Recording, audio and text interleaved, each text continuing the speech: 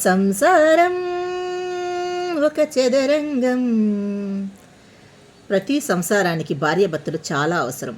భార్యాభర్తలు ఎలా ఉండాలంటే, ఒక బండికి ఉన్న 2 చక్రాల్లో ఉంటేనే ఆ సంసారం సాఫీగా సాగిపోతుంది. అలా కాకుండా నా కర్మకు దొరికాడని భార్య, నా దరిద్రం కొద్ది దొరికిందని భర్త అనుకుంటూ ఉంటారు. మనకి ఎవరితో ముడిపెట్టాలని దేవుడు అనుకుంటాడో వాళ్ళతోనే ముడిపెడతాది.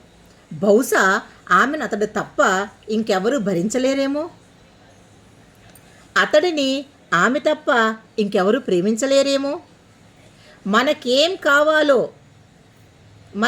కావాలో మనకి తెలియదు, కానీ ఆ దేవుడికి అన్నీ తెలుసు.